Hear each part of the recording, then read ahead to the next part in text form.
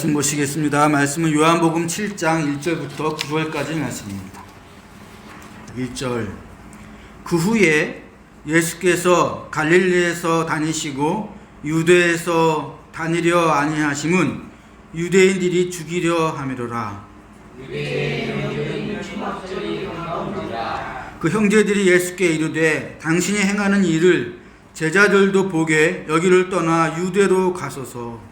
스스로 나타나기를 구하면서 묻혀서 일하는 사람이 있나니 이 일을 행하려 하거든 자신을 세상에 나타내소서 하니 이는 그 형제들까지도 예수를 믿지 아니함이로라.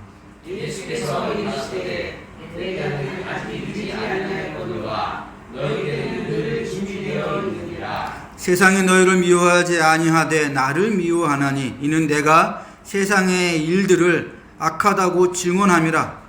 너희는 명절에 올라가라. 나는 내 때가 아직 차지 못하였으니 이 명절에 아직 들어가리라. 이 말씀을 하시고 갈릴리에 머물러 계시니라.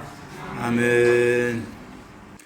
오늘 본문이 있는 요한복음 7장은 이스라엘 민족의 큰 명절인 초막절에 있었던 일을 말하고 있습니다. 유대 백성들은 세 개의 큰 명절이 있었어요. 하나는 6월절, 또 하나는 50일이 지나서 오순절, 그 다음에 초막절이 있어요. 세 명절이 다 출애굽하고 연관이 되어 있습니다. 6월절이 이스라엘 백성들이 애굽에서 탈출할 때의 마지막 재앙이 그 땅에 있는 모든 장자를 죽이는 거 아닙니까? 그때 유대인들은 어떻게 그 장자가 죽는 재앙을 피하죠? 문 주위에다가 양을 잡아서 피를 발라서 그 재앙을 피하잖아요. 애굽 사람들은 재앙을 피하지 못하고 그 집안에 있는 짐승의 첫 새끼까지라도 다 죽습니다. 이것 때문에 이제 이스라엘 민족이 탈출하지 않습니까? 그래서 이 6월절 요걸 제일 명절로 치고 예수님도 6월절날 마지막 만찬을 드시고 그리고 돌아가시는 겁니다. 6월절 명절 기간 동안에. 그러니까 6월절이 굉장히 큰 의미가 있어요. 구원한다 이 뜻이 있는 겁니다. 두 번째 오순절은 어느 절기냐면 이 사람들이 애굽을 탈출하고 난 다음에 50일이 지나서 시내 산에서 모세가 산에 올라가 십계명하고 율법을 받잖아요.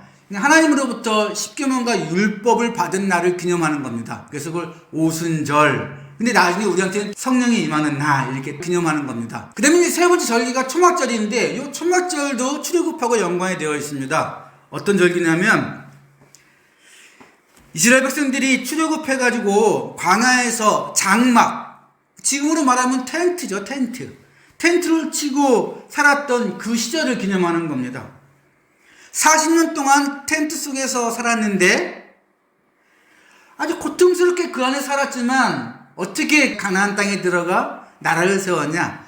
하나님이 그 백성하고 똑같이 장막 성전에서 사셨거든요. 그래서 그 고통과 고난을 이기고 나중에 나라를 세우는 거죠. 그걸 기념하는 게 초막절입니다.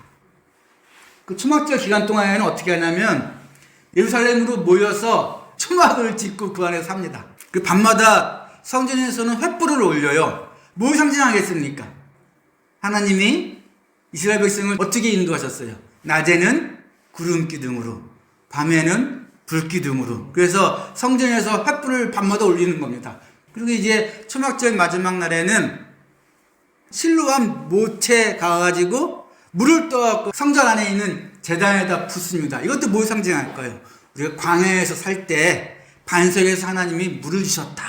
이걸 상징하는 겁니다. 세 가지 명절 다 출애굽하고 연관이 되어 있습니다. 특별히 초막절 때는 사람들이 나와갖고 호산나 호산나 이렇게 소리를 질렀어요. 호산나라는 뜻이 무슨 뜻이냐면 하나님 지금 구원해 주소서 이 뜻입니다. 근데 이때는 더 마음이 와닿죠. 왜요? 예수님 당시에는 이스라엘 민족이 로마의 식민지였거든요. 그런데 초막절이야. 초막절이 광야의 생활을 지나고 나서 나라를 세운 걸 기념하는 거 아닙니까? 그러니까 호산나 호산나 이거 더 열정적으로 부르겠죠. 우리를 지금 구원해 주소서. 이런 초막절이 되자 오늘 본문에 나오듯이 예수님의 동생들이 예수님에게 이런 말을 합니다. 예수께 이르되 당신이 행하는 일을 제자들도 보게 여기를 떠나 유대로 가소서. 스스로 나타나기를 구하면서 묻혀서 일하는 사람이 없나니 이 일을 행하려 하거든 자신을 세상에 나타내소서. 이게 무슨 말인지 제가 좀 쉽게 설명을 해드리면, 형님 여기서 이러지 말고 중앙 무대에 진출해서 제대로 한번 보여주시죠. 더군다나 초막절은 사람들이 다 예루살렘으로 모이는 때 아닙니까? 얼마나 기회가 좋습니까? 이렇게 말한 겁니다. 그런데 오늘 본문에 보니까 동생들이 이 말을 좋은 의미로 한 게 아니라 예수님을 믿지 않아서 한 말이랍니다. 예수님의 동생들이 예수를 믿지 않았다는 말이 무슨 말일까? 6장까지 보면 예수님이 세상에 보여주신 표적이, 기적이 엄청납니다. 보리떡 5개와 물고기 2마리로 5,000명을 먹이시고, 그 사람들이 그냥 모였습니까? 예수님이 말씀하신다 그러니까 모인 거 아닙니까? 이미 인기가 있어요. 예수님은 물로 포도주를 만드시고 수많은 병자를 38년 된 병자를 고치시기도 하시고, 그리고 풍랑에 있는 바다 위를 예수님이 걸어오시는 기적까지 보여주시거든요. 이런 표적을 동생들이 봤을까요? 안 봤을까요? 가장 가까이서 봤겠죠. 본문 아래 11절 보시면 명절 중에 유대인들이 예수를 찾으면서 그가 어디 있느냐 하고, 명절 되자마자 사람들은 누구부터 찾습니까? 예수님부터 찾습니다. 그 정도로 유명하신 거예요. 이런데 왜 동생들이 예수님을 안 믿었다고 얘기하느냐? 결론적으로 말씀드리면 동생들이 예수님의 능력이나 예수님의 유명세를 안 믿은 게 아니고요. 예수님이 도대체 나한테 무슨 도움이 되는가? 그걸 못 믿은 겁니다. 예수님은 집안의 장남이에요. 능력이 어마어마합니다. 인기도 좋습니다. 그러면 지금 중앙 무대에 진출해서 그 능력을 가지고 사람들을 끌어모아 세력을 만들고, 좋으면 더 나아가 돈도 좀 많이 모으시고, 그렇게 되면 동생들은 다 거기에 끼어들어가서 한 자리씩 해놓을 수 있잖아. 근데 형님이 지금 뭐하고 있습니까? 집에만 앉아있는 거야. 그래서 아니 누가 이렇게 세상에 드러내려는 사람이 집안에만 앉아있습니까? 나가세요. 중앙에 진출하십시오. 이렇게 얘기하는 겁니다. 근데 뭐라 그러십니까? 예수님이 내 때가 아직 이르지 않았다. 한가한 말씀만 하시니까 동생들이 열불이 터지는 거죠. 능력이 없는 것도 아니고 인기가 없는 것도 아닌데 왜 이러고 앉아 계십니까? 근데 속으로는 형님이 나서기만 하면 내 인생도 펴고 내 삶도 지금보다는 좀 업그레이드 될 텐데 나야 그렇지만 형님은 능력이 있으시지 않습니까? 형님은 인기 있지 않습니까? 그 성경은 믿지 않았다 이렇게 한마디로 단정적으로 얘기합니다. 이런 예수님의 동생들과 똑같은 심리를 가진 사람이 한 명이 있어요. 가룟 유다. 가룟 유다는 예수님의 제자 중에서 머리 회전이 가장 빠르고 영리했기 때문에 예수님이 그한테 돈꾀를 맡겼지 않습니까? 근데 영리했던 가룟 유다는 예수님을 따를 때는 예수님이 왕이 될 줄 알고 따른 겁니다. 그래서 인생을 예수님께 건 거예요. 근데 예수님이 뭐라 그러십니까? 자꾸 죽는다고 말씀하시고 게다가 예수님을 따라서 권세를 잡고 부자가 되고 싶어서 예수님을 따르는데 예수님이 뭐라 그러십니까? 너희 중에 누구든지 크고자 하는 자는 섬기는 자가 되고 으뜸이 되고자 하는 자는 모든 사람의 종이 되어야 하리라. 아니 이게 무슨 말인지 이해를 못한 거야. 그래서 이 사람은 내가 따를 구세주 메시아가 아니구나 라고 생각을 해서 기꺼이 예수님을 팔아넘기는 겁니다. 기적을 행하는 예수님은 환영하지만 고난받는 예수님은 거부하는 겁니다. 그리고 성공하지 못하면 진리도 아니라는 거예요. 여러분 이 무서운 말입니다. 성공하지 못하면 진리가 아니래요. 오늘 본문에 보시면 예수님이 자기 동생들의 생각을 훤히 알고 계시죠? 예수께서 이르시되 내 때는 아직 이르지 아니하였거니와 너희 때는 늘 준비되어 있느니라. 세상이 너희를 미워하지 아니하되 나를 미워하나니 이는 내가 세상의 일들을 악하다고 증언함이라. 여기서 너희 때는 늘 준비되어 있다는 말씀은 너희는 너희가 하고 싶은 일을 너희가 원하는 때에 언제든지 하려고 준비되어 있구나. 그런 말씀입니다. 세상은 그런 사람들이 꽉 차 있어요. 자기가 하고 싶은 일을 자기가 원하는 때에 하려는 사람들이 세상에는 꽉 차 있으니까 동생들도 그런 사람들이니까 세상에 동생들은 미워하지 않습니다. 근데 예수님은 하나님의 일을 하나님의 때에 하시는 분입니다. 그리고 사람들이 자기가 하고 싶은 일을 자기가 원하는 때에 하는 것을 악하다고 말씀하시는 분이세요. 그러니까 세상이 예수님을 죽이려고 하는 겁니다. 그리고 예수님의 동생들이 그런 사람들이었는데 그 중에 가장 유명한 게 누구냐면 야고보예요. 여러분 성경에는 야고보가 3명 나와요. 요한의 형제 야고보, 알페오의 아들 야고보. 두 분은 다 예수님의 제자들이고 그 다음에 여기는 예수님의 형제, 동생 야고보 이렇게 나옵니다. 근데 그 야고보가 어떤 사람인지 지금 오늘 나오는 거예요. 근데 이랬던 야고보가 변화해서 초대교회에서 아주 중요한 사람이 되고 나중에 성경을 쓰죠. 그 성경이 뭡니까?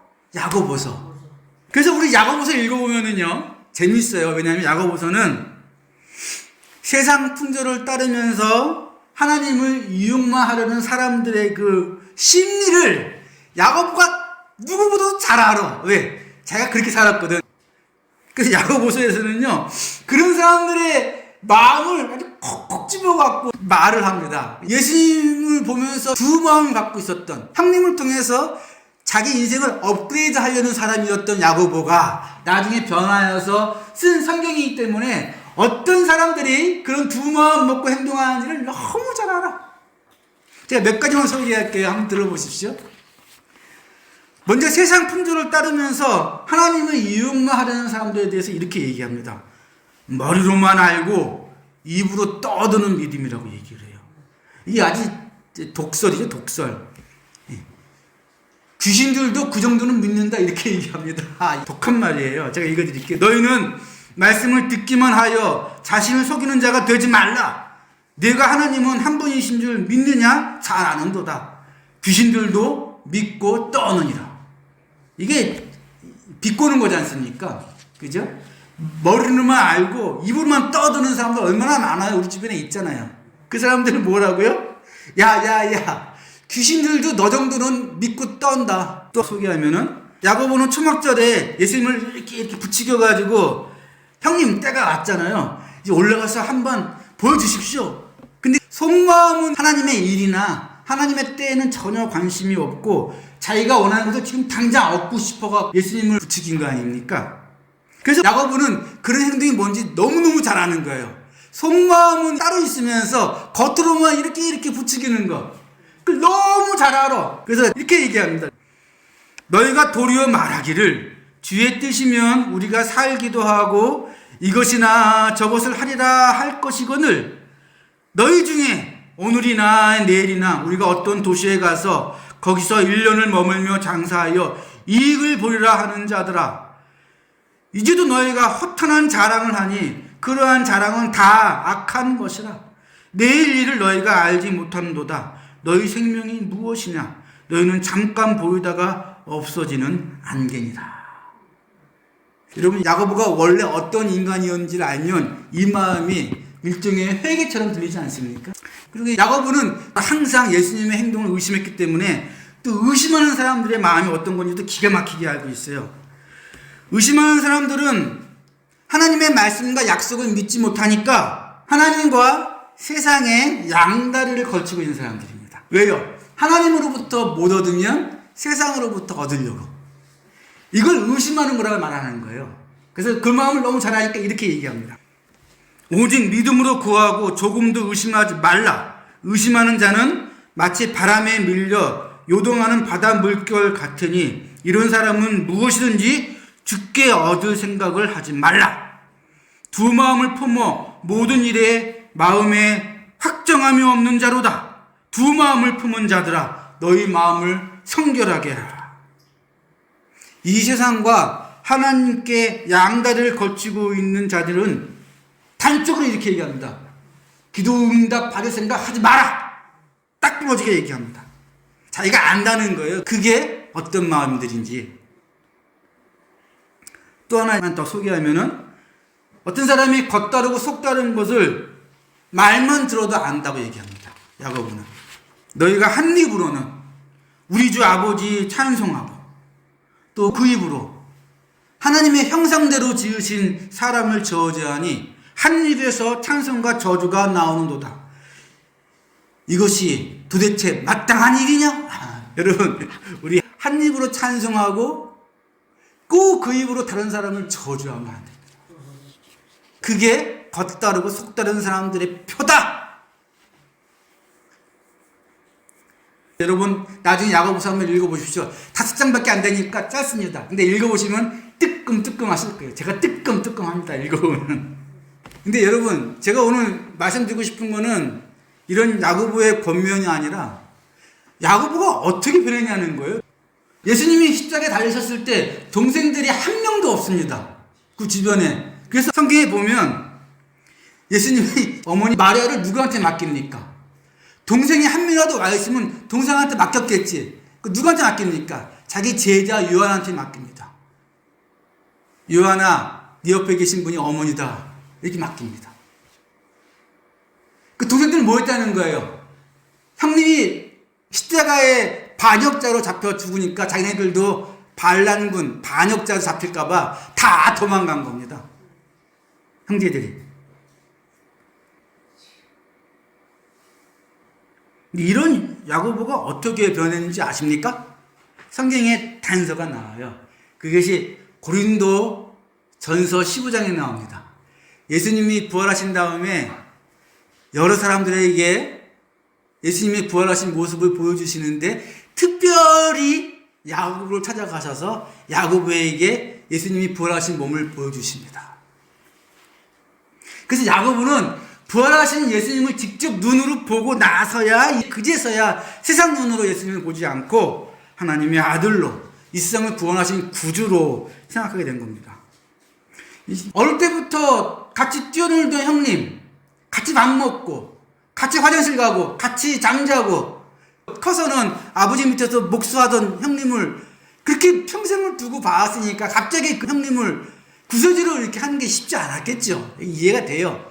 그래서 그렇게 의심도 하고 그런 겁니다. 자기 욕심을 챙기려고 그러고. 그래서 형님이 죽을 때 겁나서 도망갔다가 그냥 내 인생 끝났구나. 평생 숨어 살아야 되나? 이러고 있었는데 그 형님이 특별히 야고보를 찾아오신 거예요. 그래서 부활하신 예수님을 만나보고 이제 완전히 변화돼서 초대교회의 가장 중요한 사람이 됩니다. 아마 그때 만나셔가지고 예수님께서 이렇게 저렇게 얘기하시면서 네가 해야 될 일이 이거다 이렇게 말씀해 주셨겠죠. 자, 그러면 궁금해지지 않습니까? 그렇게 못났던 야고보가 부활된 예수님을 만나 뵙고 변했다면 우리도 그런 경험이 있어야 되지 않을까요? 우리도 야고보처럼 눈앞에 확실한 기적을 보여주시면서 당장 예수님이 부활하신 걸 보겠다 그러는 게 아니라 그보다 한 단계 낮게 내 삶의 문제를 즉각적으로 해결해 주시기도 하고 뭐 기도만 하면 힘도 나고 막 병도 낫고 그 정도는 보여주셔야 우리가 야고보처럼 이렇게 확실히 믿지 않겠습니까? 그런데 그럴 수 없잖아요. 그럼 성경은 뭐라고 얘기할까요? 결론적으로 말씀드리면 우리도 예수님의 부활과 같은 확실한 증거가 있다라고 성경에 얘기하는데 그게 뭘까요? 성경에 이렇게 쓰여 있습니다. 예수께서 이르시되 너희는 나를 본고로 믿느냐 보지 못하고 믿는 자들은 복되도다 하시고 오직 이것을 기록함은 너희로 예수께서 하나님의 아들 그리스도이심을 믿게 하려 하며 또 너희로 믿고 그 이름을 힘입어 생명을 얻게 하려 함이니라. 성경은 능히 너희로 하여금 그리스도 예수 안에 있는 믿음으로 말미암아 구원에 이르는 지혜가 있게 하느니라. 모든 성경은 하나님의 감동으로 된 것으로 너희 중에 누구든지 지혜가 부족하거든 모든 사람에게 후히 주시고 꾸짖지 아니하시는 하나님께 구하라. 그리하면 주시리라. 이게 한마디로 이런 겁니다. 야고보가 만난 부활의 주님을 오늘날에는 성경으로 우리가 만난다는 겁니다. 야고보가 목격했던 부활의 주님을 지금 우리에게는 성경 말씀을 통해서 예수님이 찾아오신다는 겁니다. 그래서 성경 기록이 바로 증거가 돼요. 야고보 때는 신약성경은 하나도 없었습니다. 다 구약성경이었어요. 근데 신약성경이 그 뒤로 이렇게 기록된 이유가 뭐라고요? 우리가 부활하신 예수님을 직접 뵙는 것처럼 증거를 주려고 신약성경이 기록된 겁니다. 오늘 권사님이 제가 이걸 설교할 줄 알고 말씀하셨는지 모르겠지만 그렇게 정신이 혼미하셔서 요양원에서 치매로 앉아 계신 그 어른들이 그 실로암이라는 찬양만 들어도 하룻밤이 편안해진다 그러면 지금 이 성경은 내 앞에 부활하신 예수님이 오신 것처럼 우리가 성경 말씀을 읽거나 들을 때는 내가 마치 예수님과 맞대어서 대화하는 것처럼 들으실 수 있다는 거예요. 그러니까 실은 야고보다도 우리가 더 확실하게 예수님을 알 수 있어요. 왜요? 야고보 이후에도 수많은 사람들이 성경을 27권에 썼는데 야고보가 요한계시록을 알았을까요? 몰랐을 거 아닙니까? 우리는 알잖아, 요한계시록을. 그리고 사도 바울이 다니면서 했던 그 수많은 편지들, 중요한 로마서 이런 편지들 우리는 알잖아. 그러니까 우리가 더 분명하게 예수님을 부활하신 예수님을 만나고 있는 겁니다. 문제는 뭐냐? 야고보처럼 속마음은 내가 좀 인생을 업그레이드하고 내가 좀 예수님 때문에 인생이 펴지고 싶은데 그냥 겉으로만 형님 중앙무대에 가셔서 한번 크게 활동하셔야죠. 이렇게 야고보가 얘기하는 것과 같이 우리가 성경을 보면서 말씀을 들으면서 이게 하나도 내 마음속에서 감동을 주지 않고 그냥 적당히 대할 때에 우리가 야고보와 비슷한 행동을 하는 겁니다. 그래서 야고보가 너무 잘 알아서 두 마음 먹지 마라. 한 입으로 찬양하고 저주하면서 하나님을 안다 그러지 마라. 머리로만 알고 있고 입으로만 얘기하면서 믿는다 그러지 마라. 귀신도 그 정도는 알고 있다. 이렇게 얘기하는 겁니다. 그런 마음 품지 말고 내가 직접 부활하신 예수님을 뵙는 것처럼 우리가 말씀을 대한다면 우리 역시도 인생이 완전히 변할 겁니다. 풀은 마르고 꽃은 시드나 우리 하나님의 말씀은 영원히 서리라. 아이 그럼요. 이 약속의 말씀을 붙잡고 세상의 때가 아닌 하나님의 때를 살아가시면서 승리하시는 우리 모두가 되시기를 주의 이름으로 간절히 축원합니다. 아멘.